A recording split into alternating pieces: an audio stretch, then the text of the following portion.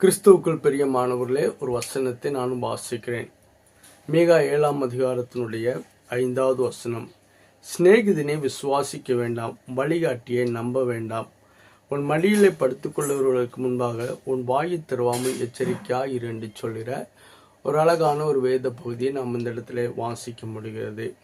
ஏன் இவர்களை நம்பக்கூடாது என்று சொல்லி இந்த இடத்துல சொல்லப்படுவது என்று சொன்னால், அதுக்கு அடுத்த வசனம் வாசிக்கும் போது இருக்கும், மகன் தகப்பனை கனவீனப்படுத்துகிறான் என்று சொல்லி நம்ம பார்க்குறோம். மகள் தன் தாய்க்கு விரோதமாகவும் மருமகள் தன் மாமிக்கு விரோதமாகவும் எழும்புகிறார்கள். மனுஷனுடைய சத்துருக்கள் அவன் வீட்டார் தானே என்று சொல்லி இந்த வேத வசனம் சொல்வதை நாம் பார்க்க முடிகிறது. அப்போ நம்முடைய வாழ்க்கையில் யாரை நான் நம்ப வேண்டும்? இங்கே சொல்லப்பட்ட இன்னைக்கு மனிதனுடைய ஜீவிதத்தை குறித்து பார்க்கும்போது நாம் யாரையெல்லாமோ நம்பி நம்ம என்ன செஞ்சுக்கிட்டு இருக்கிறோம், ஓடிக்கொண்டிருக்கிறதான ஒரு அனுபவத்தை பார்க்கிறோம். நமக்கு நிறைய ஃப்ரெண்ட்ஸ் சர்க்கிள் இருப்பாங்க, நிறைய உறவுகள் இருப்பாங்க. இவங்களெல்லாம் நம்பி நம்பி நம்பி நம்ம என்ன ஆகி போவோம் அப்படின்னா, ஒரே நாளில் நம்மளை பாடையில் ஏற்றிடுவாங்களே தவிர இவங்கெல்லாம் நல்லா தான் இருப்பாங்க.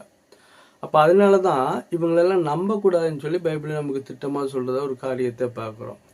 நீ சிநேகிதனை விசுவாசிக்க கூடாது. இன்னைக்கு நம்ம என்ன செய்கிறோம், எல்லா காரியத்தையும் நம்ம நினைச்சிரோம் அவங்ககிட்ட தான் போய் நம்ம ஒப்புவிப்போம். வாழ்க்கையில் என்னென்ன ரகசியம் இருக்கோ எல்லாமே நம்ம நினைச்சுவோம் அங்கே தான் போய் சொல்லி அவங்கள நம்ம உற்சாகப்படுத்தும் போது என்ன ஆகிப்போகுது அப்படின்னு சொன்னால், நமக்கு ஒரு நல்ல மொத்தத்தில் நமக்கு பிரச்சனை மாறுதான்னு சொல்லி பார்க்குறோம்.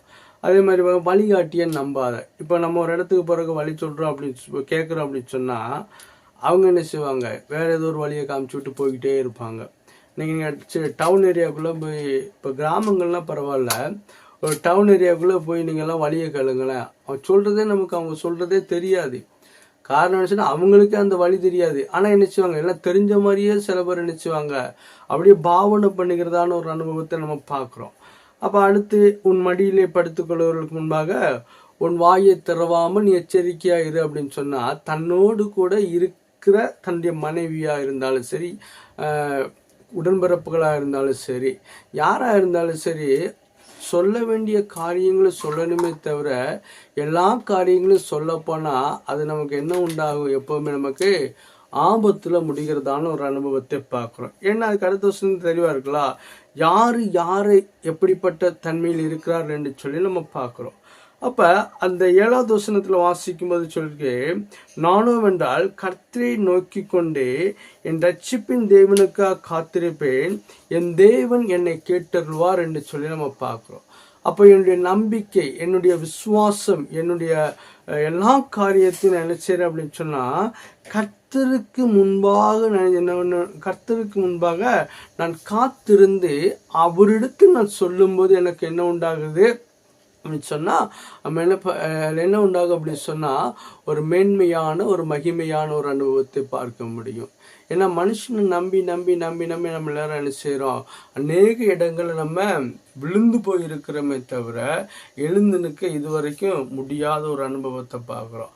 ஆனால் நம்ம அப்பாவாகிய இயேசுவை நம்பும்போது, பிதாவாகிய தெய்வத்தை நம்பும்போது, ரகசியங்களை அவங்கக்கிட்ட சொல்லும்போது, அவங்க அதை யாருக்கிட்டையுமே சொல்லாதபடிக்கு நினைச்சுறாங்க. அந்த ரகசியங்களை அவர்களிடத்து நாம் ஒப்புவிக்கும் போது எந்த காரியத்தை நாம் சொல்லுகிறோமோ அந்த காரியங்களை அவர்கள் நம்முடைய வாழ்க்கையிலே நிவர்த்தி, அதை சரிபடுத்தி கொடுக்கறதான ஒரு அனுபவத்தை பார்க்குறோம். அதனால வேதம் சொல்றது போல யாரையும் நம்பாதீங்க, எந்த மனுஷனையும் நம்பாதீங்க. ஏன்னா நாசியில சுவாசமுள்ள ஒரு மனுஷனையும் நம்ம நம்பக்கூடாது. நம்ம ஆண்டவரை நம்புவோம், விசுவாசிப்போம், அவர் நம்முடைய வாழ்க்கையில பெரிய காரியங்களை செய்வார். ஒரு நிமிஷம் செபிப்போம். மகா இரக்கமும் கிருபை நிறைந்ததான எங்கள் அன்பின் நல்ல பிதாவே, இந்த ஆசீர்வதிக்கப்பட்டதால் இந்த நல்ல நாளிலே இசப்பா அந்த வார்த்தை நீர் கொடுத்ததற்காக உமக்கு சோதரன். நாங்கள் அநேக பேரை நம்பி நாங்கள் ஏமாந்து போகிறோம் ஆண்டவரே, அதிலிருந்து நாங்கள் எச்சரிக்கையாக இருக்க வேண்டும் என்று சொல்லி உடைய வார்த்தை சொல்லப்பட்டிருக்கிறது. நாங்கள் எச்சரிக்கையாக இருந்து எங்கள் வாழ்க்கையை சீர்படுத்தி கொள்ள என் ஆண்டவர் உதவி செய்யுங்க. ஆவியாண்ட கரங்களுக்குள் ஒப்பு கொடுக்கிற இயேசுவின் மூலம் ஜெபங்கள் நல்ல பிதாவே, ஆமேன்.